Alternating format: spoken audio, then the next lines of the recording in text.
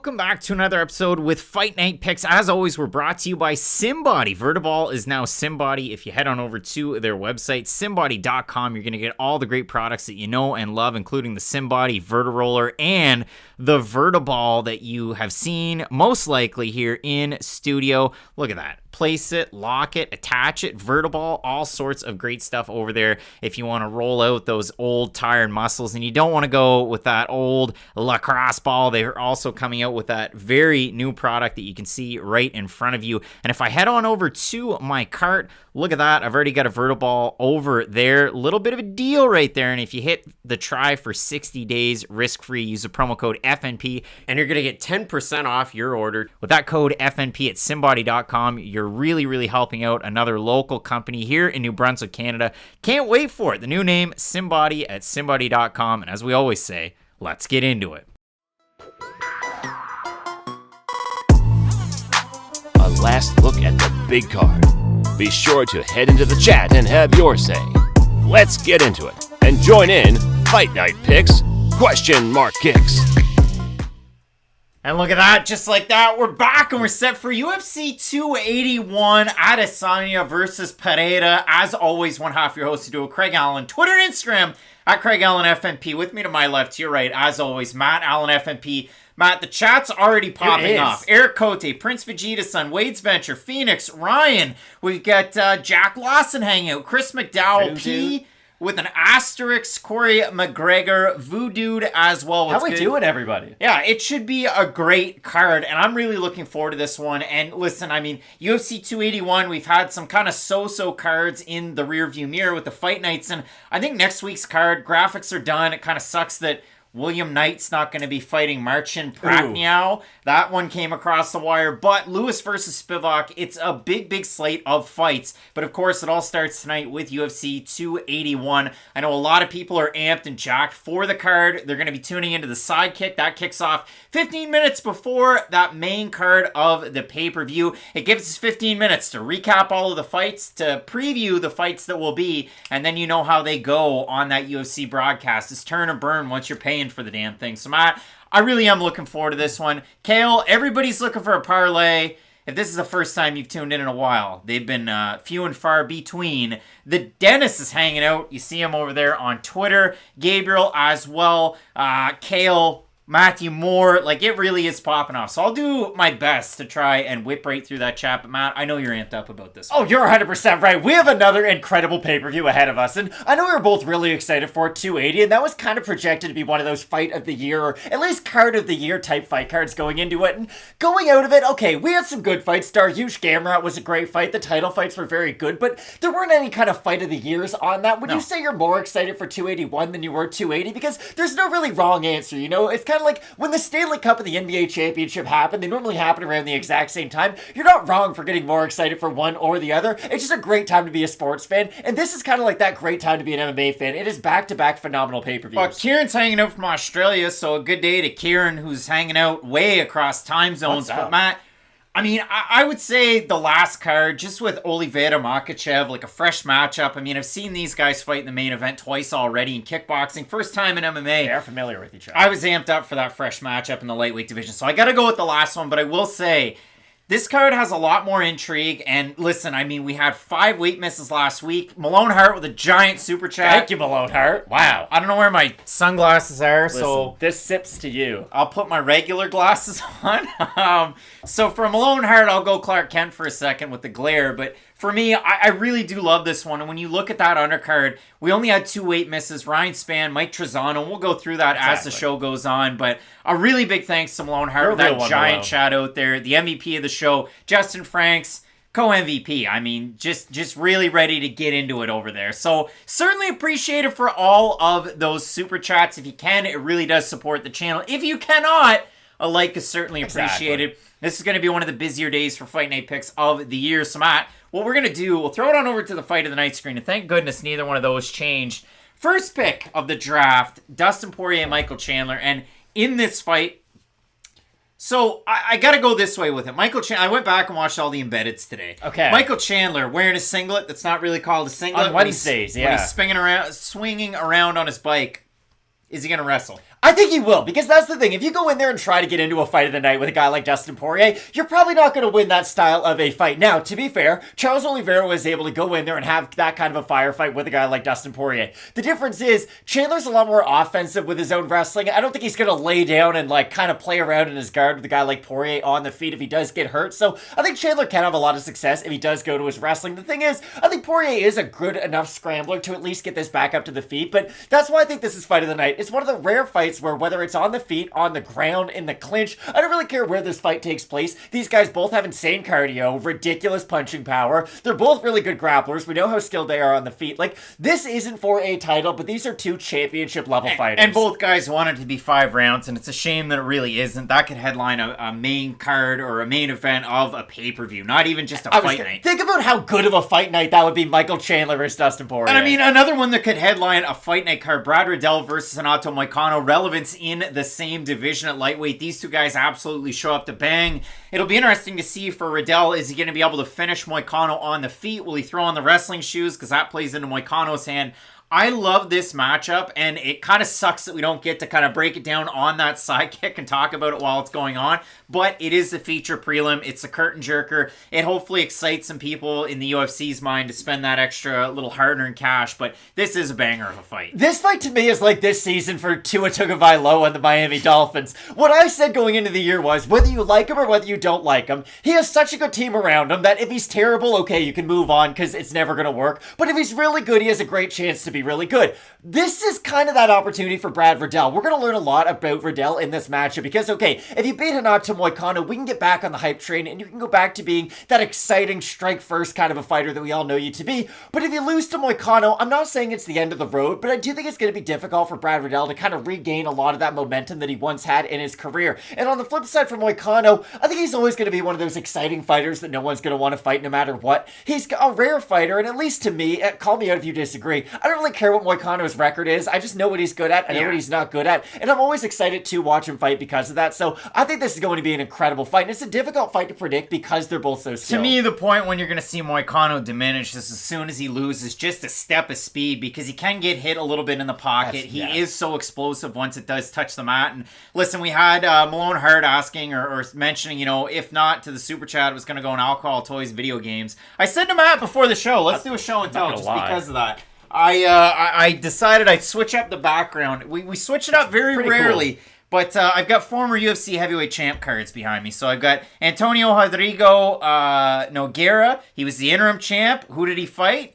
He fought Cain Velasquez, did he not? And he didn't get that done. There's Cain Velasquez, and then the last one, the GOAT, we got Daniel Cormier there. So the autos from the 3 big guys. But Matt, as people know, Fight Night Picks kicks. We're going to roll it from bottom all the way up to the tippity top. We're going to be talking Adesanya Pereira. At the end of it, we stack the deck once more, go through our picks again. If we have any switches of the picks. Did they work last week, Matt, switching the picks? No, because they never do, Craig. And you'd think we'd learn our own lesson by this point. I think for the last, 6 to 8 months, every time we're like, I would switch my pick, but I always get them wrong. We've kind of gone out for it lately, and it hasn't worked. So I don't think I'm going to be switching any picks, but maybe I'll have a spur of the moment one here or there. No, I'm not switching any of them. Spoiler alert right there. But Matt, we start the card with Carlos Ulberg, City Kickboxing Zone, New Jersey trained, taking on Nicolae Negumereanu. And if you look at this one, we'll refer to him as Nicolae versus Ulberg. If you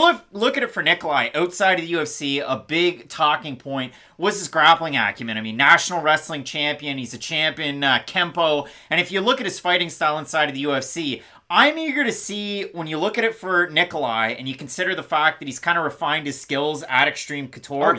I look at another guy from a similar point in the world, not from Romania, but from Moldova, who's going to be fighting next weekend, Inion Kutselaba. Both of those guys get the opportunity to train with one another. I would think for Nicolae's sake, maybe he's going to grapple a little bit more. And if those two guys fight each other in the future, that would be an amazing fight. Whether Kutselaba's around or not, that remains to be seen.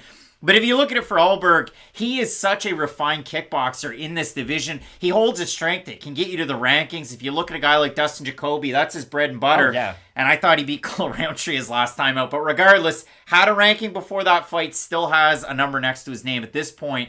It's just, for me, I was low on Ulberg coming into the UFC. I was high on Negumereanu. Negumereanu has had a disappointing UFC debut against Saperbeg Safarov. Took a lot of time off, refined his skills. For Ulberg, I wouldn't say it a disappointing UFC debut because it was a fight of the night against Kennedy Nzechukwu where he almost finished him in the first round. Second round was good, but he tired himself out, and then he ended up getting finished. So I think it's going to be a great fight. Chris is saying City Kickboxing will roll except for Riddell. Bananas and Grapes talking about that time when he was doing ladies' night across the Anzac region. Nicolae has a chin. I think only Hannah Cyphers and Justine Kish can KO him. So listen, OJ's going out there on a limb. Matt, what say you about this match? I think it will be a really exciting fight for as long as it lasts. And I was talking to some friends earlier about this fight card.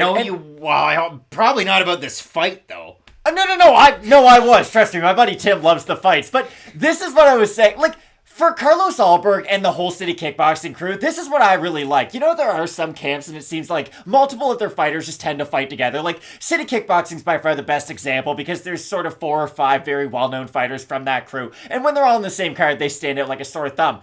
They're all really exciting, though, and that's what I do really like. Like, even if you don't love Israel Adesanya as a champion, and maybe you don't love his fighting style all the time, there's normally 6 other fights on the card that are all guaranteed to be barn burners just because his teammates have that kind of a fighting style, and Carlos Ulberg is cut from that kind of cloth. But the way that I look at Ulberg at this stage of his career, it's like, he is the Jordan Clarkson to Israel Adesanya's Donovan Mitchell. Like, Israel Adesanya is top tier. He has been able to translate a lot of his skills over to MMA about as well as you can. He has great defense. He moves with his hands up, his hands down.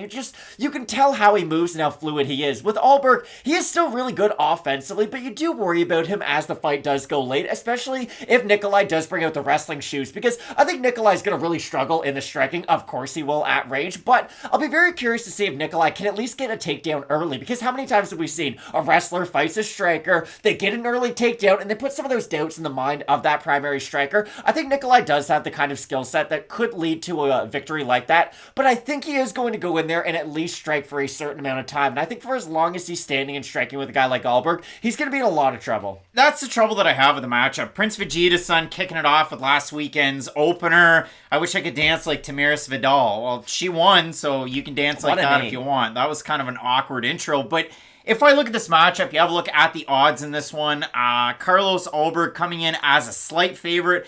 Open the week at Best Fight Odds is going to load it up. Open it up. Closed. Minus 200, minus 131 right now. Negumereanu open plus 170, plus 109. So the odds have fallen in favor of Negumereanu. And I mean, Phoenix is saying Nicolae is just going to catch him. You see a few people taking Nicolae to get the win. And when I do look at a matchup like this, again, it all depends. Does Nicolae fight like he did outside of the UFC, or do I get more of what I've seen inside of the UFC? If it's more of what I've seen, he walks guys down, boxes them squared up, and that's where he leaves himself to either get countered or get pushed offensively with the kicks of Ulberg. If he can crowd the distance, I think Nicolae can definitely get a win. This feels like a parlay buster in a way. One of those close fights that's not really close, you know? No, 60% of the fans at Fight Night Picks going with Ulberg to get the win, 40% with Nicolae over on our Instagram at Fight Night Picks. So I have Ulberg in the matchup. I think the striking will win out. I know we agree on that one, but again, we've laid out plenty of paths to victory for Nicolae to get the win, and it feels like a little bit of a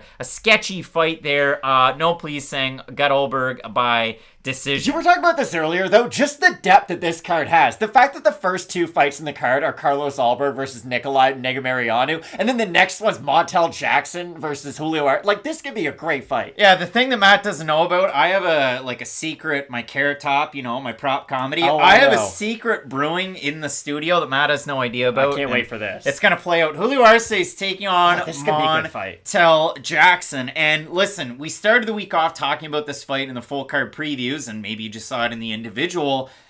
And I pretty much spent the whole time talking about Julio Arce and how good he is and how he can beat Montel Jackson, only to go at the end of the video and say, hey, I've got Jackson to win this fight. But again, I've seen a lot of people taking Julio Arce to win this one, and I'll just bring it up right now and give you the votes at Fight Night Picks. 63% with Jackson, 37% with Arce.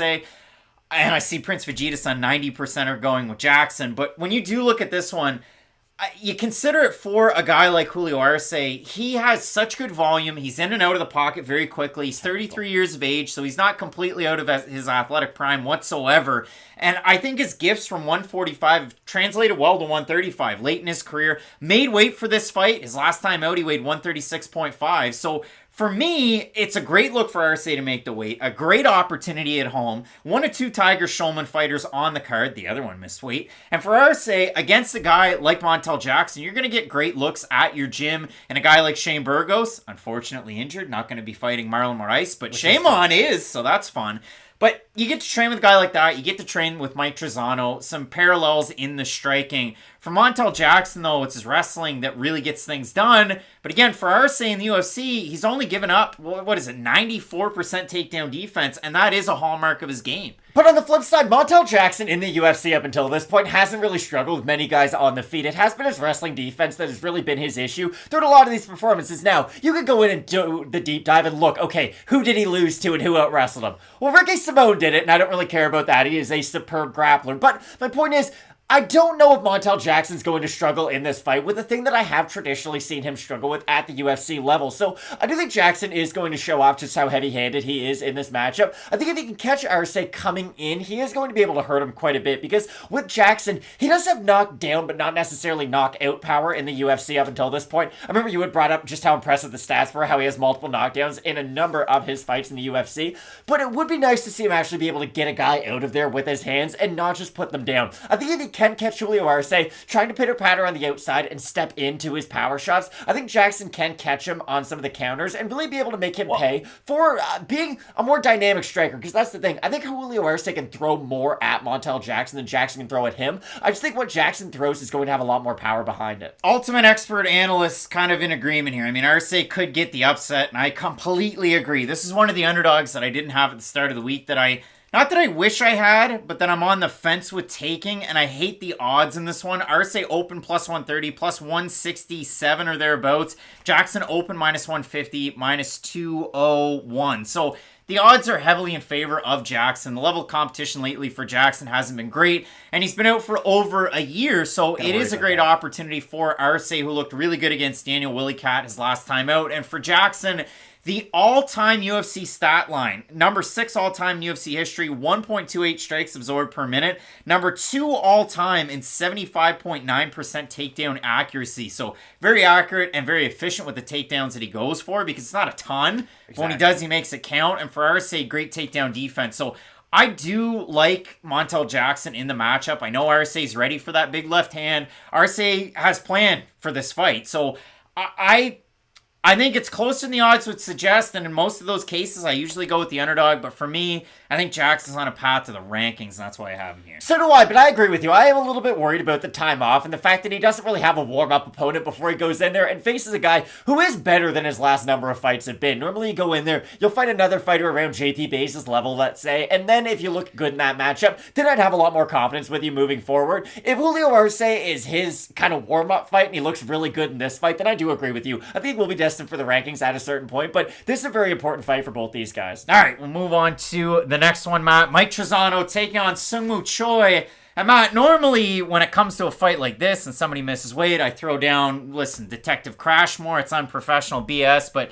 it's time, Matt, because we talk about pop and popcorn with a lot of these, and I've got popcorn in the bowl. I got myself a pineapple monster, so that's a pop. But you know what?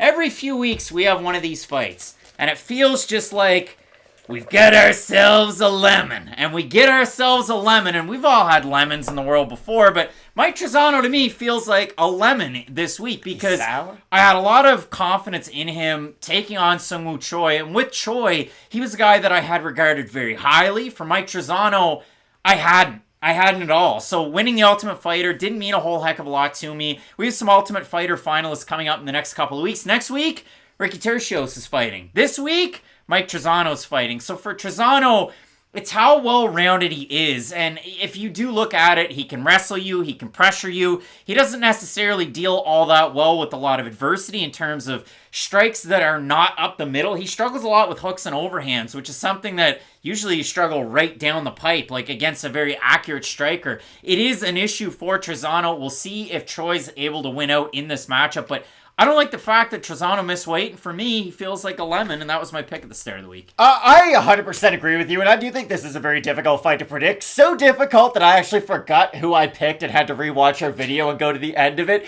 just to look at the little bottom thing to be like, okay, I did also pick Mike Trizano, because I think it is a difficult fight. Like you said, Trizano is a guy who does have a lot of success, but he's the one who's able to dictate where the fight takes place. If he can clinch, if he can go for offensive takedowns, if he can be the one walking down his opponent with his boxing, then yes, he can have some success, but the problem is, when he fights a specialist in any one of those singular areas, you do worry about how he's going to look, because he doesn't necessarily excel in any one thing to be able to kind of switch it up. Remember when Kowalkiewicz was on that good run in his career, and he was kind of a perfect wrestle boxer. If you were a great striker, he'd take you down. If you were a great wrestler, he'd defend your takedowns and force you to become a striker. Trizano should have that kind of an archetype, if you will, to become a fighter like Kowalkiewicz, but the problem is, Al at one point kind of became, even if you want to give him like a 7.5 to an 8 out of 10, in most categories, he would at least be that level. Trizano hasn't even reached kind of those areas in his well-roundedness for me to have a lot of confidence, especially coming off missing weight. So I think this fight, especially on the feet against a guy like Choi, who is more dynamic, throws a lot more kicks, I think it will be difficult for Trizano, but it keeps on coming down to, can Trizano get the offensive takedown? Because if he can, then his cardio normally looks pretty good. He can fight the fight at the pace that he wants to fight it at, but if he can't get the offensive takedown, then he's wasting a lot of energy, he's reaching for a lot too, and he's not a great fighter at boxing his way into range. He will reach for a lot of his takedowns, and that normally gets worse and worse as the fight continues. Well, and I've seen a lot of people take Choi in this matchup, and by a lot, at Fight Night Picks over on Instagram, 60% going with Choi, 40% with Mike Trizano to get the win. You have a look at the odds in the matchup. We'll see if they move throughout the week. Choi opened a minus 180. You could have had him in a minus 160. He's a minus 180 once again. And if you look at it for Mike Trizano, open plus 155, plus 150 as it stands. So Jeff is saying missing weight doesn't look good. Choi dominates tonight. We saw a fighter miss, well, we saw what, 5 fighters miss weight, and then it ended up being 4. And out of the fighters that missed weight, it was tough. I mean, Carlos Candelario lost. There was only, what, one? Do you both want to switch or no? Because I'll just pull, I'll do whatever you do. Do you feel uncomfortable enough with the pick and with the weight miss to switch the pick? Well, I mean, I did say he was a lemon, and I put a lemon in the pot. That's true. It's just, I was really 50-50, like I said, leading up to this fight. And the fact that I did just witness the guy who I thought was going to win miss weight just might be enough for me to go over the edge. So I guess do you think it's enough for you to switch? No. I mean, I like Trizano as that big of an underdog. I got to stick with it. I'll stick with Trizano then, too. Again, I do like his offensive wrestling if he is able to get it off, but that's the problem. When someone wins the Ultimate Fighter, you do kind of expect them to become a top 15 talent at a certain point, or at least at one point in the time that was the case. I guess season 1 to 11. But the fact is, we're at season 38 right now. It has been a while, and that is the issue. When someone gets drafted in the top 5 of any sport, you expect them to be an all-star. You expect them to make All-NBA or whatever your respective sport's equivalent of that is. For the Ultimate Fighter, at least I still kind of put somewhat of a ceiling on these fighters, but I couldn't tell you the last time one of them actually met my expectations. No, I had to look, because if you look at the last season of the Ultimate Fighter, you remember how Juliana Miller won? She's 3-1 now in MMA. No, that's what I mean. It has been a long time since that show has been relevant, and it's too bad because people forget that show straight up saved this organization. Well, Matt, we have a former title challenger coming up on this weekend's card, and Karolina Kowalkiewicz. She's taking on Silvana Gomez Juarez. I made the reference to the MGMT song, and then I heard it in the car today, so it's kind of spooky. But for Silvana Gomez Juarez, coming in here, knocking out Liang Na her last time out, she looked really good. She was very efficient with her jab, her kick, her overhand right. That's pretty much what you're going to see. Somebody should write a song about her, and you know what? In Spanish, they probably already have. Probably. Argentina, stand up. But for Karolina Kowalkiewicz, she's really been a star. Excuse me. For a very long time. Sorry, I can't help sneezing. Yeah, that's a rough one. But when you do look at this one, Matt, I mean, for Kowalkiewicz, it's a lot of volume. But for me, the trouble was, at the start of the week, I took Gomez Juarez to get the win. Kowalkiewicz likes to get into the pocket, bite down on the mouthpiece, kind of duck a little bit, and throw wild, and then back out. And that could either be to a giant, applause, really getting MSG going, or she gets cracked by one of those overhand rights, and I think she will in this matchup. That's why I took Gomez Juarez. I still like Karolina for this reason, though. I think Gomez Juarez is going to have to find a very specific range to be able to land those power shots. And yes, Karolina does have a tendency to close her eyes and just try to throw boxing combinations, but she will crash the distance enough to at least get rid of whatever room you have to create separation and really get power on your shots. I definitely think if this fight ends inside the distance, Gomez Juarez is probably going to be the one who has won the fight, unless we do see Karolina continue to improve on her jiu-jitsu, and maybe we could see her go out there and get a submission win. I'm not going to completely count that out. It is kind of wild that that is now a storyline for Karolina's career, that hey, she can go out there and get a submission. Now, will she be able to do it against other people at the UFC level, against top level of competition? I'll be curious to see. Probably not, but it is a nice thing to see that she's added to her game, fighting lower levels of competition. Ultimate expert analyst saying Gomez Juarez may just wrestle a ton. Ultimate expert analyst. I remember very vividly Jessica Rose Clark taking on Stephanie Edgar. If Rose Clark puts on the wrestling shoes, she will lose and get submitted. It happened. If Gomez Juarez wrestles with Kowalkiewicz, she's going to lose. Like, she's a very, very good striker. She's not a good grappler. She struggled with the takedown against Lupe Godinez. That's going to happen. She struggled after she dropped Demopoulos into her guard, a rock fighter, and then you get submitted. Gomez Juarez isn't some big fighter on the ground. She very much is a kickboxer, so she will struggle with that, 100%. Bro, I meant Karolina. You put Gomez Juarez. But when you do focus in on this one, 62% of the fans going with Gomez Juarez on our Instagram. If you have a look at the odds in the fight, they're at par. So, listen, you go one way, you go the other way. Your pick's Kowalkiewicz, I'm going Gomez Juarez, and I think that's about that. Yeah, the winner of this isn't getting a top 15 opponent. Like, I still don't think the winner of this is going to have a high ceiling whatsoever. They're past their primes, but yeah, I still care. Scoreboard, Pereira weighing 210 pounds already, Shisha. I bet he is I don't giant. get this. This is my problem. I don't get it, and I can admit it. How do you drink that much liquid and gain that much weight? I don't know. I'm just saying, Paulo Costa's the only guy who's ever been called out for doing an IV, but I don't get how some people can gain 30 pounds overnight. Thirsty muscles. Peter's saying right. I work with Scott Jorgensen. WEC legend Scott Jorgensen. I always like those fights, and he had cool hair. Matt Frevola's taking... Does he still have the cool hair guy? Like, does he still have the mohawk? Matt Frevola taking on Ottman Azaitar. Two guys that are going to be more forgettable than Scott Jorgensen when it's all said and done. But Matt, when you do have a look at the odds in the matchup, Azaitar is now the favorite. So we made the video, and he was, a plus 120 underdog. Now he's a minus 162 favorite, so it's not a sexy pick of taking the underdog. Frevola, at the time we made the video, minus 150, minus 135. Now he's a plus 136. If you have a look at our Instagram, at Fight Night Picks, for the total votes, 76% going with Azaitar. So Craig P. Higgins is saying, sit in the sauna for 5 hours. It's not fun. I wouldn't want to one bit. Chris is saying the chat is wild today. It definitely is. And MPTV's talking about mukbang. Apparently that's what Alex Pereira's into. I don't think he's just like manhandling 15 lobsters after the weigh-ins. That'd be kind of messed up if he was. I don't know, but after the show, like completely unrelated, you want to shuck some oysters? I got some.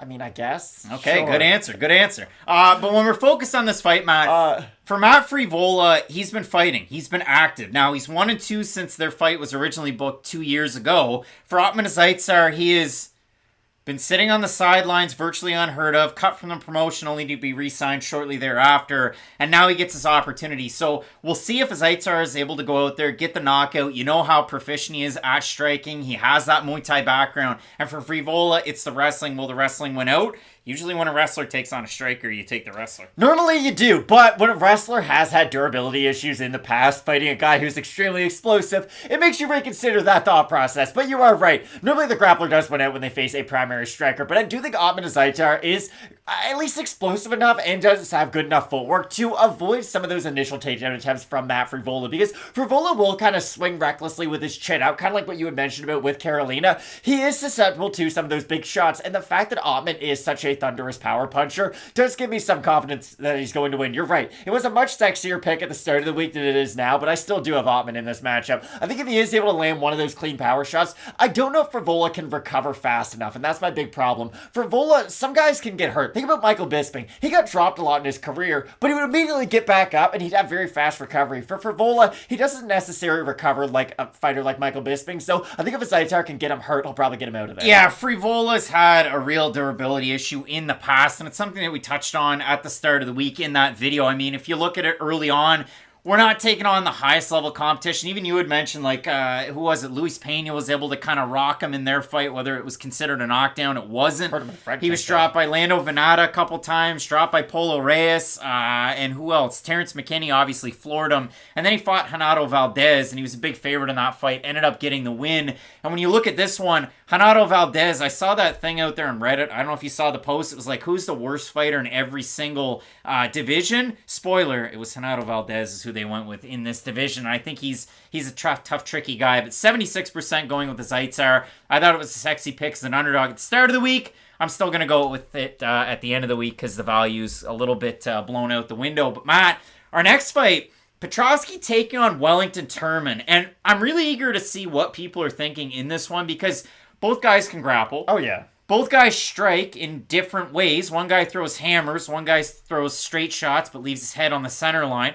Hammers, dips out, but also at the same time predictable where he dips. So you look at this fight, Matt, and we got to break it down a couple of different ways. So Wellington Turman's the one that throws straight shots, but he leaves his head right there to get hit and to get countered. I mean, Misha Serkinov had success. We've had plenty of fighters have success against Wellington Turman. Marcus Perez. If you look at it for Andre Petroski, he'll throw and then duck himself, do a spin, get back into the play, and that's where you can get countered. You can get taken down off those shots. So we'll see if Turman's able to get something going. We've seen him grapple a little bit with Bruno Silva until the grappling went really bad. We saw him struggle with Andrew Sanchez in the UFC. I had high hopes for Wellington Turman coming into the UFC. He has a sexy record. He's a young guy. He's tall. He's got a lot of reach. He's got all the things that you want in the middleweight division. But he has that Gilbert Burns in him. You just got to pay your $42, buy that salmon license, catch and release, but you want to go in and reel them all together. And for Andre Petroski, the same can be said, but it's a little bit different. His grappling has improved as he's gone on as a martial artist, and it seems like he's really pulling it all together. So I'm eager to see who gets the win here. I slightly favor Andre Petroski in the matchup, but it feels like one of those ones that you throw it in a parlay and you're left with a lemon at the end. I like Petroski in this matchup, and I'll say for these reasons. Turman does leave his head wide open. Like, I know he beat Sam Alvey. Sam Alvey hit him with some clean shots. And if Sam Alvey can hit you with clean shots, I can't imagine what Petroski's going to do if he lands clean on you. And Turman is a weird fighter because he is kind of so well-rounded, it's at a detriment at this point. Now, fighters like that, you're right. Once they do put it together and kind of get over the edge, they do tend to become really well-rounded, get to the top 15, and they become a tough matchup for most fighters. I just don't know if Turman has any one area of his game that is so exceptional that he's going to be able to go out there and just go out there and get a takedown for takedown's sake against a guy like Petroski. If he gets on top of him, I do think he can have success with his own offensive grappling. I just think that one position is going to be very difficult to come by in this matchup because of how physically strong Petroski is. So on the feet, could Turman go out there, put a lot of volume on Andre? Yes, he could, but I still like Petroski to land the one big shot at some point. And Petroski, again, it feels a little weird to me because he was a plus 200 underdog his last time out when he was taking on Nick Maximov. He ended up winning that fight as the big underdog. He comes into this, and at the start of the week, we said it was a minus 200. So, yeah, it was a minus 200 when we made the video. Minus 196 right now. Late money's come in on Turman over the past week. He's a plus 162 is Turman. And if we have a look at Fight Night picks for the total votes on this one, 74% going with Petroski, 26% with Wellington Turman. So it's awkward when the odds shift that far between two fights where I don't feel like Turman's this big step down in competition to where Maximov was. And at the same time, when I focus in on this one, that interview that I listened to that he did with James Lynch really did give me an odd look because left his management, thought he was going to get a new contract off the win that he had over Maximov, and now they're just going to make him fight out his deal. This is the last fight on the deal, and he's got Tiki Ghosn as his manager. So just a lot of odd signs. If he looks great in this fight, like fighting with purpose, then that's going to be awesome. But there's too many red flags out there for me. I do have Petroski because we're Fight Night picks, and I have to make a pick, but it just feels like an awkward, odd one there. It does, and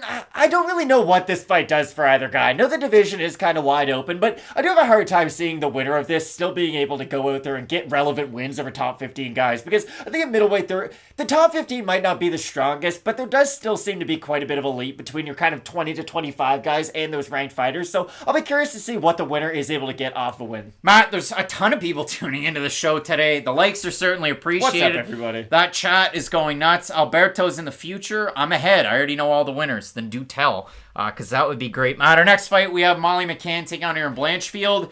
Feels weird that the UFC's not really pushing Molly McCann. Like, they pushed her a bit this week, but it's weird they haven't pushed her a ton. I think the UFC is like shadow pushing Erin Blanchfield, and this is why. I don't think they're doing it from a marketing standpoint just yet. I think they want to make sure that she is skilled enough to actually go on a run in the division before they put the power behind her, and this is why. If you look at who she's been matched up against, she's kind of been the other prospect killer up until this point. Miranda Maverick, a lot of hype at a certain point. Erin Blanchfield beat her pretty bad. Like, Miranda Maverick had losses in the UFC, but like the Barber fight was very close. The fight against Erin Blanchfield was not close at all. Like, no one was saying Miranda Maverick had won that fight. Now she's going out there against Molly McCann, who I agree with you. She is a fighter who is more well-known than you would think for where she is in the division. First of all, there's not a lot of 125-pound women that just the casual fan would really recognize if we're all being 100% honest with ourselves. Molly McCann's definitely one of those fighters who is recognizable because of her personality outside of the cage. Why are they now giving her a very difficult matchup stylistically? I think it's because they want Erin Blanchfield to go on some type of a run in this division. I think they have somewhat isolated her as one of the few fighters they could see not beating Valentina, because that's insane. Valentina is really, really good. Let's just call her what she is. But she is a specialist enough that I think they can build her up in a certain way to at least get her near the top of the division. That is my big theory. I could be wrong, but that's what I think the UFC is trying to do. I think it's just Blanchfield. You glossed over the fact that in a fight against J.J. Aldrich, she looked really bad in the first round. But this is my point. I've always thought more of Aldrich than most people, and I've said that. She was losing the second round until she was able to get it up against the cage, get that choke in, and then pull the elbow in and get the tap. Like, for Blanchfield, the trouble is, and it's not just an isolated incident, she can strike with strikers, but it's usually on the outside. She uses her kicks, and then she punches her way into the clinch, drops levels, and then she gets a takedown. From there, either grounds you out or submits you. And for Blanchfield, her last time out, where you're fighting a fighter who can fight well on the back foot, can throw good volume, accuracy is what it is for Aldrich, but fight in, fight out, Aldrich is pretty well the same fighter. Blanchfield really struggled there. She leaves her head on the center line. She's one of those fighters, and I don't like it when a fighter leaves their hands out. It's almost like a, hey, diversion tactic, my head's back here, hit around my hands.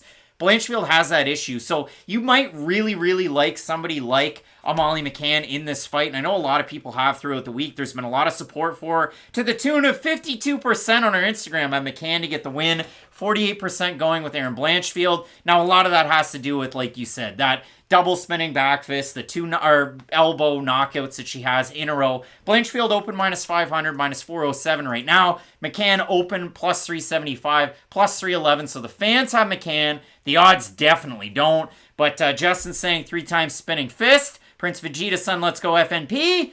And Branch Above saying, how can you not love Meatball? How can you not love her? The reason I have glossed over that last performance is because I genuinely think J.J. Aldrich would have a competitive fight if not beaten Molly McCann. Like, I don't think that's a controversial thing to say. I think she has better volume. She keeps her hands up, which is pretty nice. Like, Molly McCann gets hit on the feet, even though she's a good striker. Has good offensive takedowns, but struggles defensively with them. And that's just what her skill set is. Again, I think she can have success on the feet. She has way more power. She is the better boxer. I just think the fact that Erin Blanchfield is so much better with her own offensive grappling is going to be the difference in this fight. I'm a little bit surprised to see what the odds are, just because I thought sort of the fan money would come in on Molly McCann, but you're right. The UFC haven't necessarily pushed Molly all that much this week. Maybe it's because, hey, it's a really good card. There's a lot of fighters that they're trying to promote right now. Molly McCann is one of those fighters who kind of has her own platform outside the UFC, so she can sort of do it herself, if we're being honest. But I am a little bit surprised more people aren't going with Molly McCann, even though I do like Blanchfield in the fight. Yeah, they did the weird, like, hey, this is the Everton flag. Hey, here's a jersey for Israel. Hey. I did see that, I guess. That was about it. So, Matt, we'll move on to the next fight, and if we're talking lemons,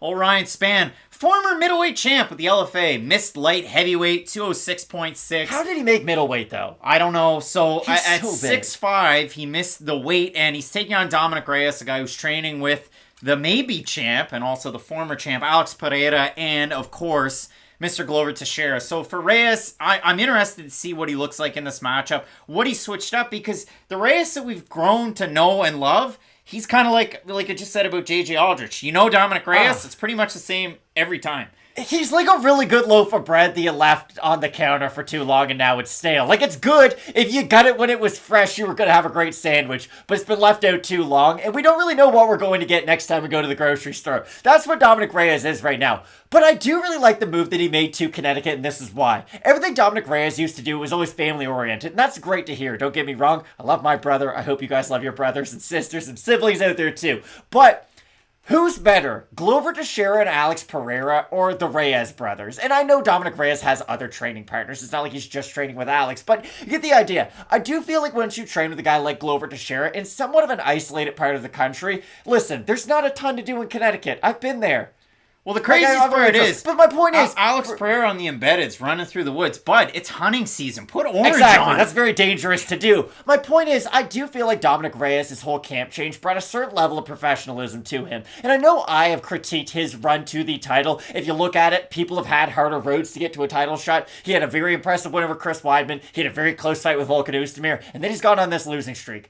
But at least the losses have been somewhat impressive. He had a close fight with John Jones. I thought John Jones won the fight. Most people I know thought Dominick Reyes won. I'm not going to argue with anybody. It was a very close fight. And then he had competitive performances where he damaged his opponent, and he also got extremely damaged his last 2 times out.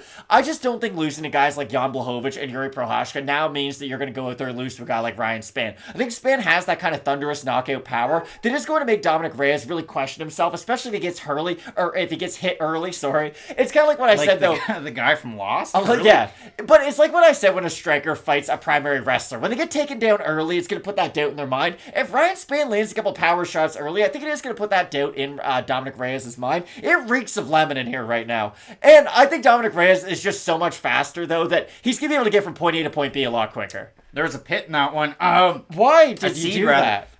Because it feels like one of those fights. And I mean, if you focus on it for a guy like Dominick Reyes, the trouble is, and it was mentioned in the chat, what about the nose issues out of the last few fights? He's taken a lot of time off. I actually think for Ryan Spann, does he have to get it done really early? We haven't seen him fight long in these fights. And if you look at it for a guy like Dominick Reyes, does he have to get Spann out of there early? I think he does. I really do. I think Reyes needs to get a quick finish. I don't think so. He has 5-round experience, but the trouble is, Ryan Spann, if you can hit him early and quick, you can really get a finish early and quick. He's a guy that struggles with durability. I think he can last late, and he's better late in the fight, and I think he can get the knockout early. There's a reason I picked Dominick Reyes to win this fight. Tell me one more fun fact about this one.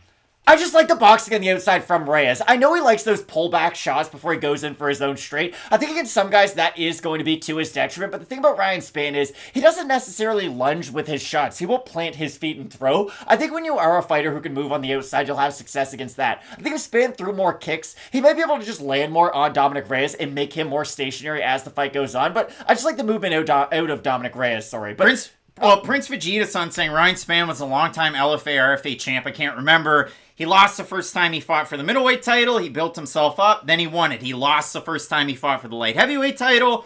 And then he ended up winning it, holding it, coming into the UFC. So for Ryan Spann, a lot of adversity. If he does get hit clean, he does get hurt quite a bit. The odds on this one, Reyes is a pretty big favorite. He opened to the tune of a -195. He's -221 right now. For Ryan Spann, opened as the underdog, of course, +170, +179 at this point. If we have a look at Fight Night picks for the total votes, Chris doesn't like Ryan Spann at all. He said he's not UFC level.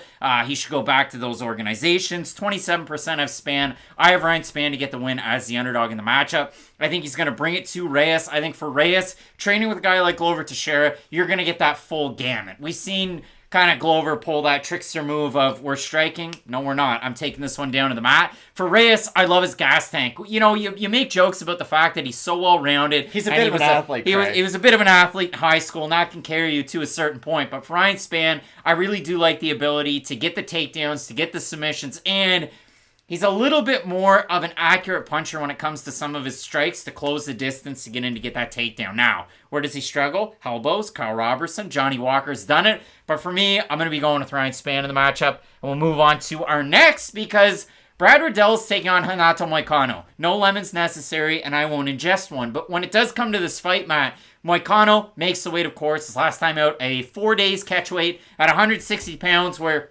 he traveled from Brazil to the States for a 5-round fight off the couch. It was wild, and he looked good at the very end. But when you look at this fight, Matt, Brad Riddell's been knocked around a little bit, to say the least. He's been like a cold puck on a winter's day in a hockey rink. And we'll see how he's able to come back from his last 2 losses. He ends up getting finished by Fiziev by knockout. Herb Dean had to step in, but it was a good stoppage by Herb. Spinning back kick. His last time out, Jalen Turner takes it down, gets the submission. So if you look at it for Moicano, well, there's different avenues for Moicano to win the fight. For Brad Riddell, I think it's got to be knockout. I don't know if he wins a decision, but I guess the 3 rounds in this one I would think actually helps Riddell over Moicano. Exactly, just because Moicano does have phenomenal output when he is on his A game, and it does feel like it takes him a couple minutes to kind of find a rhythm, if you will, and that's the real thing about Moicano. Once he finds his rhythm, going leg kick to off-balance you, hitting you with a jab when you're trying to close distance, he's a frustrating guy to fight. But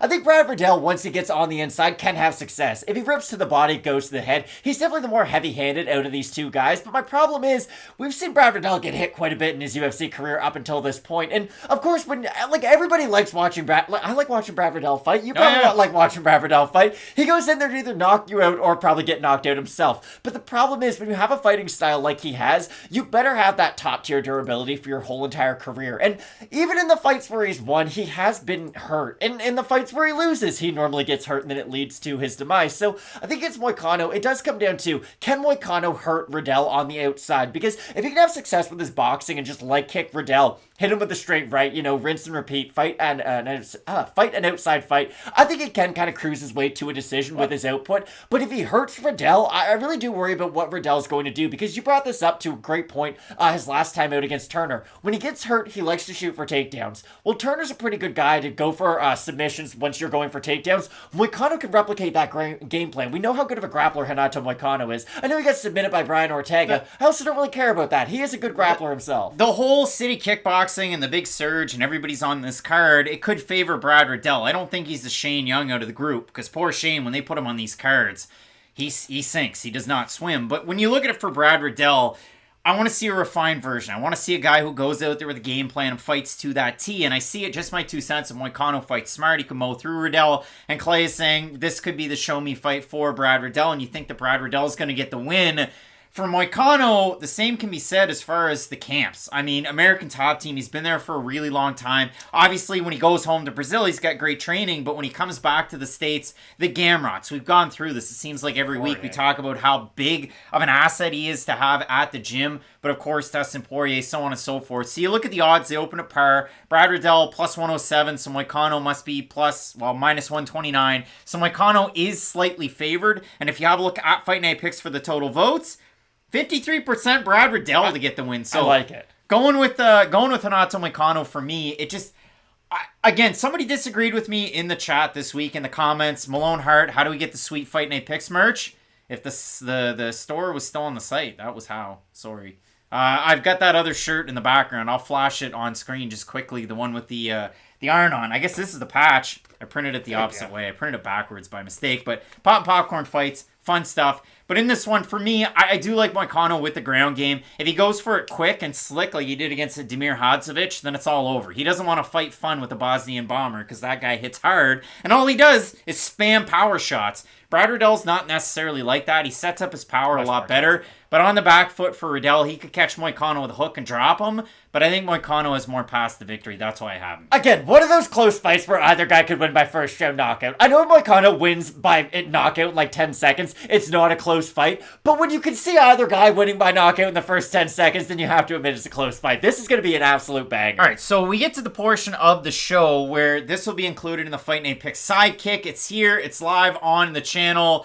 No need to read. My bad for being... Oh, well, that's not necessary. Malone, you're the real MVP. Continues to hit the super chat. But everybody that's tuning in right now, we're going to be live for the main card. You can tune in here on the channel. We'll talk about the fights. We'll have a little bit of fun. We'll be talking about Dan Hooker versus Claudio Puelles, the knee bar king. He has 3 victories by that submission in the UFC. His last time out, he beat Clay Guida. And a lot of people this week have been picking him to get the win and have been saying he's going to win by submission. 60% going with Dan Hooker, who's ranked, 40% going with Puelles on our Instagram. So Matt, it seems like a lot of people kind of getting off the train of Dan Hooker. Why not? He's 1 of 4 in his last 5. So Hooker's on the downturn. Puelles hasn't lost a fight in some meaningful amount of time. So a lot of people going with Puelles here. The younger fighter, the Killcliff FC fighter to get the win. And maybe they're going to take Michael Chandler for that reason too. And I'll be honest, I've been really impressed with Claudio Puelles in his UFC career up until this point. I know he has obvious strengths, obvious weaknesses. We know he gets cracked on the feet when he fights good strikers. But we also also know how talented he is on the mat when he fights even good grapplers, and I think that's really how you tell just how special a fighter is. It's one thing to go out there and be able to beat a guy in an area of his game that he doesn't have success with. It's another thing to be able to go out there and knee-bar guys who are good wrestlers and good grapplers, and Claudio Puelles is that level of a grappler. Like, you really have to watch out when you're with this guy on the mat for any period of time, because he doesn't just go for rear naked chokes, he doesn't just go for arm bars or leg locks. He can go for everything, and that's what makes him such a dangerous grappler. But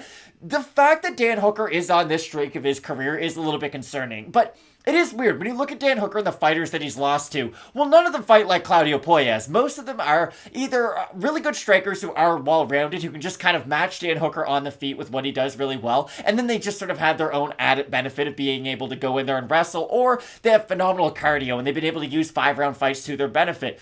Well, of course, Claudio Puelles will be able to do that, and the fact that this fight isn't at 145, I think, is interesting. I thought that was a kind of a desperation move, if being completely honest, for Dan Hooker to go back down to 145 and fight Arnold Allen. I have beat that point into the ground at this point. I thought it was just not a great thing for a guy to do at this stage of his career who has struggled with that weight cut in the past.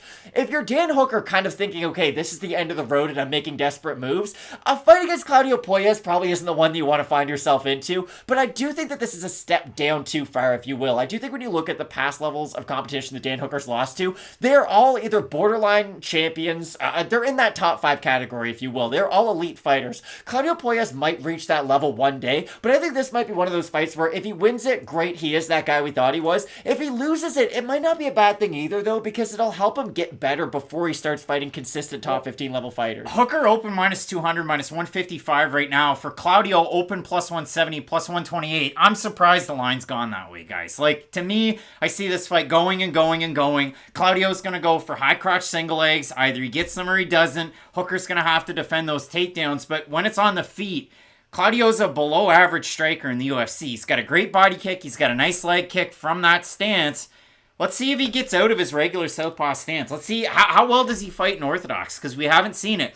How has his boxing improved? Because traditionally, keeps his hands a little bit low, keeps him out at range, not as bad as somebody like Erin Blanchfield, but keeps him out a little bit. That's a perfect opportunity for a volume-type striker like a Dan Hooker to pick apart and continue to go out there and get the win. And you have a look at the odds in the matchup, but it's not like I'm some Dan Hooker hater. Again, 60% of Dan Hooker to win, 40% of Claudio Puelles. And I have Dan Hooker. It's much more the opposite. It's much more, I've been on the Claudio Puelles train for some time. I thought, hey, Clay Guida's going to go out there and play the game that I'm laying out for Dan Hooker. He's going to just volume strike, work his boxing from the outside, defend the takedown. What did Clay do?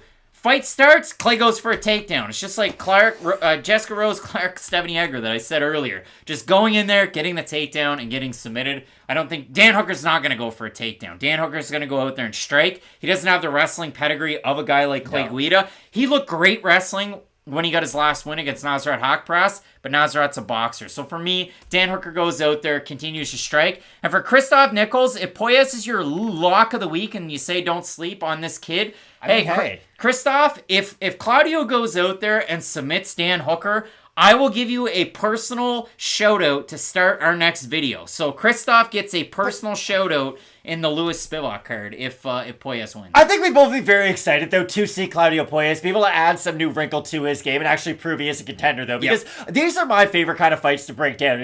You have that young fighter that has a lot of promise, fighting the fighter that you kind of know everything there is to know about, and they're not at the best stage of their career, because if Dan Hooker wins this fight, then he's probably going to go back to that, like, Max Griffin, Tim Means category of fighter. He's going to be in more action fights. You're not really going to consider him a future title challenger, but you're always going to be excited for the fights that he's in.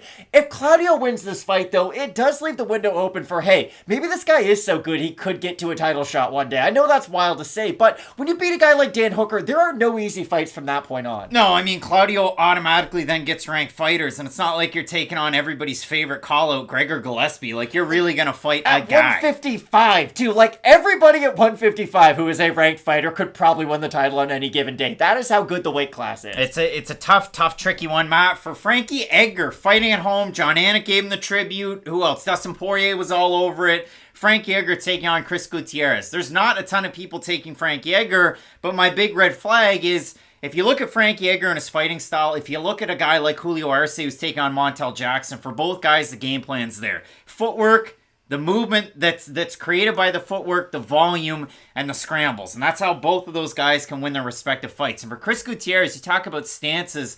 low and wide to a base of a tall guy with his hands down by his chest as he boxes. Perfect opportunity for Frankie Edgar to get the win here. So again, Ryan's saying 41 years old, bye-bye. Chris Gutierrez isn't a masterful boxer, trains at a good striking gym at a Factory X Muay Thai, has decent power, not just slightly above average volume does Chris Gutierrez have. Frankie Edgar has better than average volume. Frankie Edgar has the cardio in this fight. Frankie Edgar has the wrestling in this matchup. Areas that Chris Gutierrez has struggled at the UFC level, Frankie Edgar possesses those things. Obviously, Edgar wants to go out on a win. Wade's Venture saying Edgar by split decision, and Eldar saying Edgar is done. Goody got this. Matt, Goody got this? I think he does, but this is the thing, and I'm going to call myself out for it. Again, these are my favorite kinds of fight. You have a fighter that you know pretty much everything you can know about in Frankie Edgar, fighting a guy who is very talented but does still have a lot of question marks in their career. I know we were both picking Frankie Edgar going into the Marlon Vera fight, but I do think we laid it out well enough in the prediction videos leading up to question mark kicks and this event. But what we said was, yes, Frankie looked good early on in that fight, and yes, we thought he was going to win that fight. But the flip side is, did Marlon Vera really do that much in the first round of the fight? Not really. And once he really did start to become a more aggressive fighter, Frankie Edgar didn't have a lot to really halt the momentum of Marlon Vera. And I know Marlon is one of the better fighters in the weight division. Yeah, I mean, and he is. And if you look at the way that Vera was able to win, he picked up the momentum in round 2 and then really flipped it on its head in round 3. And I don't know if Chris Gutierrez is going to have that kind of longevity because Marlon Vera at this point is kind of an outlier in the division. He has great power, great volume. We all know Marlon Chito Vera, one of the best fighters out there. I just think for Gutierrez, if he is able to start landing clean on Frankie Edgar, I'm going to worry about Edgar and if he can stand up to those punches. You're right that Edgar has the skills that Gutierrez traditionally struggles with. I just wonder how much is still behind those skills at 41 years of age. I could see Edgar going out there and putting on kind of one of those vintage performances in round 1 looking really good. I just think it's a matter of time before he runs into a shot, and that's what I kept on thinking. Like, when was the last time we saw Frankie Edgar go out there and secure a real takedown? It's been a while. Like, he likes to do a lot of those rush forward, fake for the legs, and really open up with his own boxing. But a lot of that is more, hey, I'm now trying to strike. I think a lot of the takedowns with Frankie Edgar at this stage of his career are to open up the striking. And I don't think that's the type of fight you want to do with Gutierrez.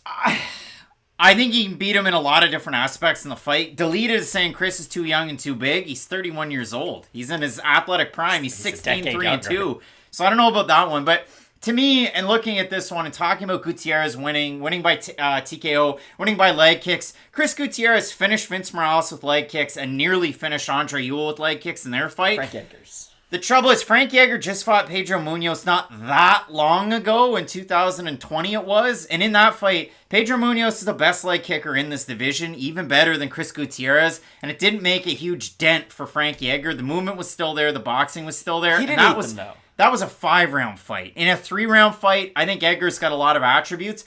I have Gutierrez in the matchup, but out of the underdogs on the main card, I think for me, Frankie Edgar is the most sexy pick out of all of them. And if you have a look at the odds in this one, a really sexy pick. Edgar opened at plus 110. He's a +2, almost +210 underdog right now. Gutierrez on the comeback, minus 247. If you have a look at Fight Night picks for the total votes here, 68% going with Gutierrez. I think if you like Edgar as the underdog, go with him. I'm going to go with Gutierrez, but it's one of those ones, I said it earlier on in the prelims, like, when they're that far apart, maybe you want to go with the underdog. We're a pick'em channel. I have Gutierrez, but it's a tough one. It's just, I've seen Edgar get hurt too many times at this stage of his career. Like, the story about Frankie Edgar was, hey, he might lose, but he's never been stopped before. Well, that's not the case anymore. We've seen Frankie Edgar get stopped a number of times at this point. If I didn't see him get knocked out, let's say he lost a decision to Ortega in the Korean Zombie, then hey, maybe I'd have more confidence in him, but I do like Gutierrez in this fight. All right, Matt, so we move into the possible fight of the year, if one guy allows it to be that, and that's for Michael Chandler. Does he decide to throw the singlet on and the wrestling shoes? It all depends. And for Poirier, you look at these guys in a vacuum. I mean, both had fight of the years against Justin Gaethje. One was able to win, one lost. So MMA Math says that Dustin Poirier wins the fight. But when you do look at this one, I got to start this off by saying this. In all of the embeddeds and all the UFC promo material, I don't know if somebody's saying, hey, Michael, we don't want Scott Coker to watch any of these. Say how much the UFC means to you and how cool it is to be an MSG. I just love this organization so much. My gosh, it's like sickening. Like everybody forgets Bellator NYC when Chandler was on the marquee taking on Brent Primus. But as the co-main event, by the way. Yeah, Michael Chandler was the biggest deal if you're a Bellator fan. Fedor was the main event and it was really upsetting. It is really, really awkward. But when you do look at this fight, Matt, both of these guys, age-wise, maybe not necessarily in their primes, and I think Poirier's... I don't know. I think Poirier's best fights have been behind him at this point. I think they both are. He's not going to win the title. Neither one of these guys is going to win the title. But as far as the fun of the fight, the awkward thing is, does this go the full 3 rounds? Because it's only 3 rounds. I think if it was 5, more likely, obviously, to get a finish. I don't think that's crazy. I don't know who it would favor, though, in a 5-round fight, if I'm being completely honest, because we have seen both guys face adversity, be in tough 5-round fights that normally there is an obvious favorite. Hey, if there was an extra 10 minutes, this one guy would have a massive advantage. But it is funny that you bring that up, because I've never really thought about, if this was a 5-round fight. I still feel like I would largely have the same opinion about it, because Poirier, we have seen, even though he is a power puncher, can still last late with his power. He doesn't need that first round knockout to be able to go out there and get a stop. His fight against Dan Hooker in 5 rounds. Well, exactly, and he knocked out Justin Gaethje in the 4th round of their fight too. And with Michael Chandler, we know that his wrestling can carry him very late with his own cardio. And you look at Chandler, he's one of those guys that if he gets rocked, he can panic wrestle. And even if he doesn't have to panic wrestle, his fight against Brent Primus, who's a hell of a grappler, even off his back, their second fight, other than one tough position that Chandler was in, he just worked his wrestling, took down a guy who's a great grappler, fought it in his world, and he was able to win out in that one. Dustin Poirier's awesome at hitting guys who duck, though. And that's been my big problem with this fight. And I think that's the one reason why the odds are as far apart as they are. Because this, if we're being honest, is the most heavyweight, non-heavyweight fight there could possibly be. If someone lands a clean overhand, whether it's Michael Chandler or Dustin Poirier, the other one can't stand up to the power. Like, these guys both have 10 out of 10 power in the division to where no one can really stand up to their full power shots if they land clean. The thing is, Poirier does tend to hit guys who duck in, and the thing about Chandler is he likes to duck to be able to disguise his strikes with his takedowns, because if you don't know what to defend, it makes it a lot more difficult to defend. The thing is, Poirier loves the uppercut, he can throw hooks low too, and he's someone who likes to use the shell when he defends, and I think that's going to help him a lot, because the way that Poirier defends is, his shell opens up left straights. Conor McGregor was able to hit him with it a lot of times, because he brings his elbow up like this. I know this looks super awkward, but that's how he was able to land. Michael Chandler doesn't really use his left hand much other than a jab. He'll throw a left hook every now and then, but for the most part, he is a right-hand dominant puncher. Think of like Deontay Wilder. Wilder has great knockout power. Most of his knockouts with that power come in the right hand. Chandler is going to be winging that overhand a lot, I think, and if Poirier can start getting the timing down, I think he's going to be able to counter very effectively off the back foot. And I mean, you look at any of Michael Chandler's highlight reels, what is it? Overhand right, and it's not like it's more like a Chuck Liddell overhand right than anything. He like puts everything It's into it. windmilling all the way, and if it misses, well, there's a large follow-through. It's almost like I'm trying to think of a baseball player that out, like almost like Jason Giambi with his follow-through. Like, he lets go of his hand right here, and then his other hand carries it all the way around He the was back. on some supplements, though, that would also carry the ball out of the field. It was bad sushi in the Tokyo series. But if you do look at it for Giambi, he always let go right there in the strike zone. He had a huge follow-through and wind-up, and that's where Chandler can get himself caught. And that's where if you miss that ball and you don't hit a home run, you look like a silly goose. And listen, when you focus in on this matchup, for me, I do think it's a lot more about the varied attacks of a guy like Dustin Poirier. But when you do figure for Chandler to have the wrestling advantage in this fight, for Poirier to struggle for minutes on end against Charles Oliveira, but still, we saw that happen not that long ago. I'm sure for Henry Hooft, he doesn't want to see Michael wrestle because he wants to focus on his own striking as a coach. That is Hooft's specialty. But yeah, Poirier is about a 2-1 favorite in the matchup, and if you have a look at Fight Night Picks for the total votes here, 70% going with Poirier here. Kamari is saying that we got to talk about UFC. So let's, but yeah, I think it's going to be a lot of fun. And again, the right-hand dominant southpaw thing with Poirier is always a topic of conversation. And that's the one where if you really do miss on that full extension, that opens up the uppercut and the right hook for Poirier. That's the thing about Poirier. Like, his right hand is his dominant hand, so his jab feels like a lot heavier than most guys' jab does. And he is a good left-hand puncher. It's not like he can only throw one attack. He can do everything from both sides, basically. This is going to be fight of the year, I think. If it doesn't end in the first round, I definitely think this is going to be the fight that everyone talks about when the event's over. All right, Matt. So we have the co-main event of the evening. Carla Esparza has gotten a lot of airplay this week on all of those embeddeds and all those different shows. Good for her. Yeah, I mean, it's been enjoyable, I guess. And for Esparza taking on somebody like Zhang Wei Li, we talked about it with champions this year. Like, think of it. Glover Teixeira wasn't favored to beat Yuri Prochazka, the challenger. He loses the belt. Charles Oliveira was not favored to beat Makhachev. Makhachev challenger, wins it. Like, we've had a number of champions in 2022 who were not favored to win their fights, and they've lost the belt. So in this fight, Carlos Esparza, big underdog. Zhang Wei Li, big favorite. Zhang Wei Li, even before any of the promo material for the week, she's out there at the PI picking up Francis Ngannou looking superhuman. Colin Oyama on the first episode of Embedded. Well, we know that she's strong, so Carla's been training with a lot of guys. But was it like when we used to play Midget House League, when we're like, 15, 16, 17, when we're playing hockey, and we're playing the UMB women's team, and that's who they get ready with?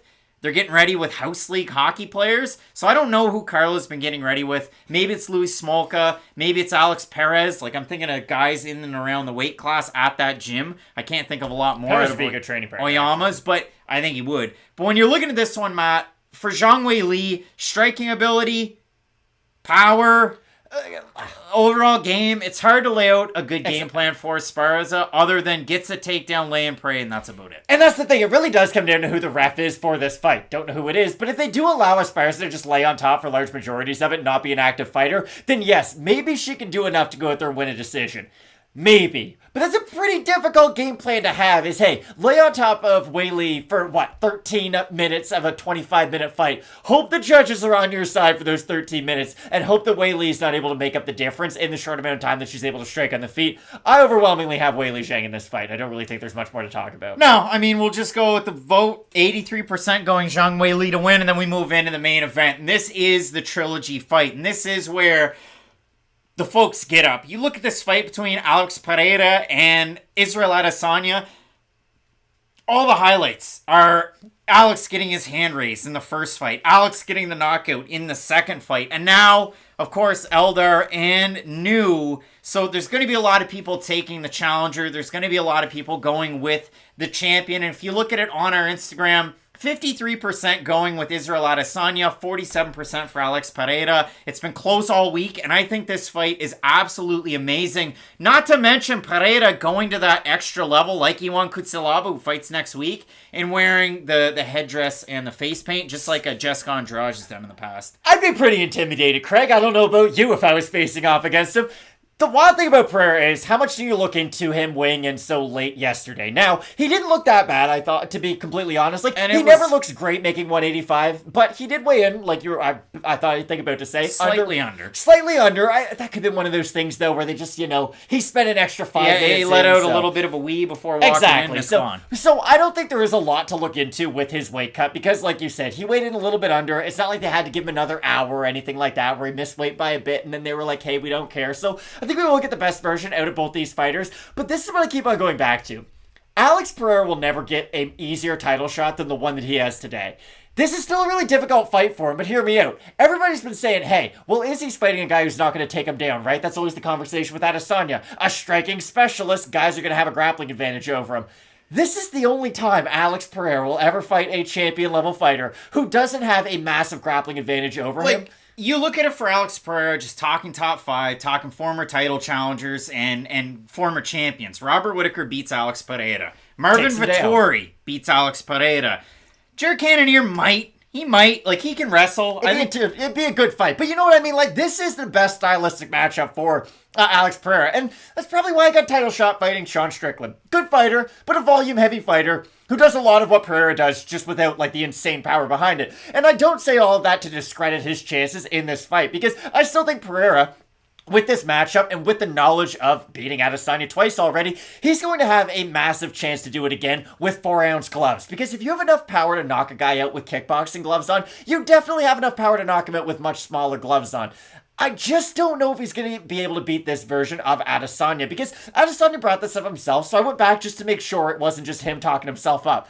He looks much bigger than he did in the first fight that he had against Alex Pereira. He has grown a lot physically, whereas Pereira has just always been a very big guy. It's like when you play basketball with somebody in grade 5 and they were kind of the center growing up because they were tall, but then they never grew and you hit that growth spurt. Now you have all the skills of someone who is small, and now you have the frame of someone who's big. for Pereira, he never had kind of the chance to be the smaller guy. I think Adesanya using his elusiveness is going to help him a lot in this fight. And he might not be able to knock out Pereira with kickboxing gloves. He might only be able to hurt him. I think he will have enough power with these types of gloves to be able to knock out Pereira if he leaves himself open. The scary thing for me is that the whole friggin' week I've seen the articles about Israel Adesanya. If he wins, he's going to fight at light heavyweight.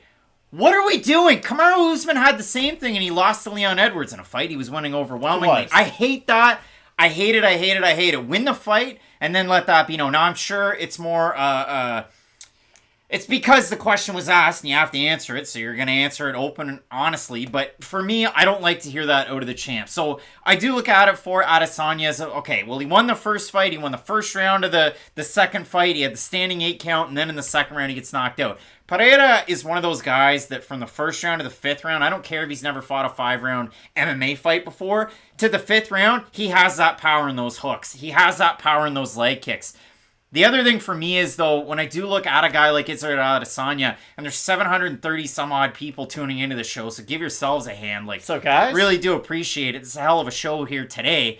But when you do look at this one, I mean, Adesanya, better volume, better movement that we've seen in the previous fights. It's just, will the step back cost him in this one? Because in their first fight, it didn't. 5 rounds, I think it favors an MMA Adesanya to use that cage to be able to move around. But guys, I'm not going to go out there and say one of these guys is going to throw a singlet on. I don't think the MMA experience helps Adesanya any more than it helps Pereira in the matchup, although it's 23-1 to 6-1. For me, you look at a guy like Adesanya, and a good point's brought up. I mean, Jamie T makes 185 because 0% body fat. Adesanya is not going to rehydrate like Alex Pereira. Pereira is going to be the bigger guy in the cage tonight. So if you do have a look at the odds, you have a look at the live line.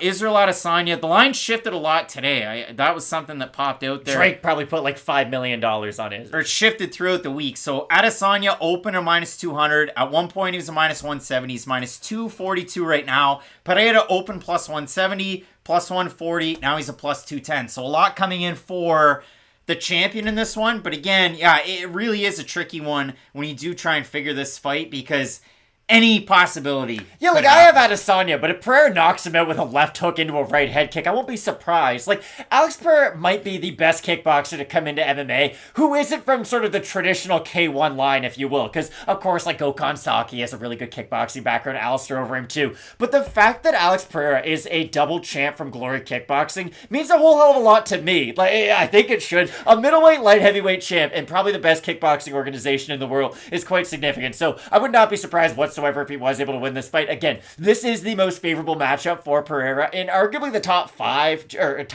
even top 10 if you want to get crazy, just because of the grappling and experience from both guys. But I'm really excited for this fight. I think it's going to be a really fun one. And I mean, John Choi calling him Pereira is just like Chael Sonnen calling him Pereira the whole week. That is just classic Chael. I can do rolled R's with French just because like I grew up doing it, but I can't do Pereira like the way you're supposed to. It's supposed to be Alex Pereira is how it's supposed to be. Pereira. What are you saying? I see. Pereira? I can't do that. Like, I can't. Alex Pereira. All right, Matt. So if we do focus in on this, we're going to whip right back down through all of these. I've got some oddball underdog picks in the prelims, and then we'll have a look at the main card. The first fight on the prelims, Ulberg versus Nicolae. Going with Carlos Ulberg, it's one of those lemon ones. It's a tricky fight. I also have Carlos Ulberg. Yeah, we'll see how this one works out. And if you have the wrestling shoes out of Nicolae, he's definitely going to get the win. Arce versus Jackson. I like Jackson ever so slightly in the matchup. The Arce odds are good. This is one of those diamond in the rough fight of the nights, though. Like, I could see this being a phenomenal fight early on the card, but I also have Montel Jackson. All right, we have Mike Trizano, Seungwoo Choi. Going with the guy that missed weight. I don't love it, but still going with Mike Trizano. Got knocked out by Lucas Almeida's last time out. All the red flags, all the police tape. I have Mike Trizano, but I don't feel good about it. All right, Matt. Our next fight, we have Kowalkiewicz versus Gomez Juarez. I'm going with Gomez Juarez here. I have Kowalkiewicz, but the winner of this isn't winning the title anytime soon. You don't say. 37-year-olds duking it out. Matt Frevola taking on Azaitar. Will the time away benefit Ottman Azaitar? I doubt it, and I don't think he's getting into the top 15 anytime soon, but I'm picking him to win this fight. I agree 100% with everything you just said. All right, Petroski taking on Turman. This was the lemon fight. Still going with Petroski in this one. I have Petroski, but it would be nice to see someone just show us something new in this matchup. All right, the next fight we have Blanchfield taking on McCann. Going with the big favorite. I like Blanchfield's grappling in this matchup. If McCann wins with her striking, it wouldn't surprise anybody, I don't think. But the next one, we have Dominick Reyes taking on Ryan Spann. Going with another weight misser. Going with Ryan Spann in this one. I like Dominick Reyes to get back into that elite category in the division. Beat Zoo official. LOL, I don't agree with you guys on take on Alex. Cool. Okay. All right. Riddell taking on Hanato Moicano. Matt in the matchup going with Hanato to get the win. I feel like if you ask the average fan, everybody in the world would say Hanato Moicano, and it feels like the average fan would pull him to be quite high in this matchup, even though I think Brad Riddell has a great chance to win. I just think I've seen a lot of bad takes on Brad Riddell. I feel like 53% at Fight Night Picks going Riddell. Sorry, I forgot about that. That's good to see, though, just because I do feel like people have kind of tossed out Brad Riddell based on his last two performances. I think this will be a great fight no matter who wins, but I like Moicano. All right, we move into the next fight. First fight on the main card. We're going to be live for the Sidekick, so you can tune in and watch the fights with us. Well, you're going to watch them at your location. We're going to watch them at our location and then just give you the play-by-play style. But Dan Hooker's taking on Claudio Puelles. I think Dan Hooker's still got one in him. I think he's going to get the win. This is Theory of a Dead Man's favorite fight on the card because it's all or nothing for one of these guys. I like Dan Hooker because of his striking ability. You think Dan Hooker's going to be running back and forth from here to North Carolina? If you said, hey, Dan Hooker, do you know who Theory of a Dead Man is? He'd probably give you the strangest look, like, who are Wishing you were here? Guess I should watch what I wish for. I like Dan Hooker in the matchup, though. Oh, man, Nickelback's big band. Frank Yeager's taking on Chris Gutierrez. I have Gutierrez ever so slightly, but if you gave me, like, a strong reason for Frank Yeager, I'm here for it, because that's pretty much what I spent the video. And I'd love to see the legend go out on top. Like, it would be nice to see Frank Yeager get sort of the goodbye that he always deserved in his hometown, because we didn't really talk about that. Like, Frank Yeager at New York is going to get a big pop. I'm excited to see just the crowd reaction he's going to get. You love the sprint in that he does, too. That's, like, one of my favorite walk-ins. We were watching HGTV last night, and it was Island Life, and there was a woman on there with her son, boys. And she's like, yeah, I'm looking for a house, my first house in Key West. I'm from Toms River, New Jersey. And I went, whoa! Like Frankie Yeager? Do you know Frankie? It was really Todd Frazier's also from there, baseball player. Oddly specific thing, but yeah, both of us going with Gutierrez there. And Todd, you're right. Frank Yeager, surefire Hall of Famer. Like, I don't know if he has a fight in there, because I know it's weird how it's split up, but he will be in the Hall of Fame without a doubt. Dustin Poirier taking on Michael Chandler, going with the former interim UFC champ in Dustin Poirier. I've also got Poirier, but it is weird. This is a very boxing fight, because it's a big fight, kind of near the end of both guys' career in the elite of the elite, so I don't know how many more of these types of fights both these guys have in them. I think that's fair to say. All right, and then in the co-main event, Wei Lee, and in the main event, Israel Adesanya taking on Alex Pereira. Going with Israel Adesanya and still. Alex could definitely win this fight. Incredible striker. I like Adesanya to win this. It is interesting, though. I know you're not in favor of him moving up in weight, but at a certain point, he has beaten a lot of these contenders at 185, so you do find yourself asking, okay, what is he going to do next? I do agree with you. I do think the size that he is right now, because he just kind of fits into the middleweight division so perfectly, he's always going to struggle with those bigger guys at 205, but he's beaten a lot of these top fighters by now. Yeah, he really has, and I absolutely love the fight. Again, the Sidekick, we're going to be live during the main card. I'm excited. On the channel. So many good fights coming up tonight. And then, of course, as you know, and I'll turn the volume down, but you have Derek Lewis taking on Sergey Spivak coming up for next week. That card's loaded. I mean, as I said earlier, you have a former Ultimate Fighter winner, Ricky Tertius, on the card, but it is one of those cards you can get up, get excited about. If you told me 3 years ago these two men would fight each other in a main event, I would think you're lying to me. Yeah, but no, it's the real deal, the real McCoy, and a real actual fight in the UFC. But Kenny Nshukwu, Ion Kutselaba, you got Waldo Cortez Acosta with the short-term draw. He's taking on Chase Sherman. Adolfo Vieira is going to be taking on a guy that, well, we'll just see if he's able to get the win in that fight. But Andrea Fialho, Muslim Salikov. It's a good fight night card, and one that I'm really looking forward to. It should be a really fun one. And again, it's one of those fights where we know a lot about Derek Lewis. Everyone loves Derek Lewis. Sergey Spivak's been really good lately, though. And at a certain point, you do have to give him his flowers. And if he's able to beat a guy like Derek Lewis, who we've seen in there against, let's just be honest, everyone in the top 15 at this point, like, whether he's won or lost to them, he has been in there with everybody who's considered elite. I think it's a great fight between those two guys. I'm really looking forward to it. Great fight. Enjoy the fights. Make sure you check out the Sidekick on your way out the door. Toss that like. Helps moving the chains. And we'll be live again later on tonight. You're going to want to keep it locked in with Fight Night Picks. And as we always say, let's get into it.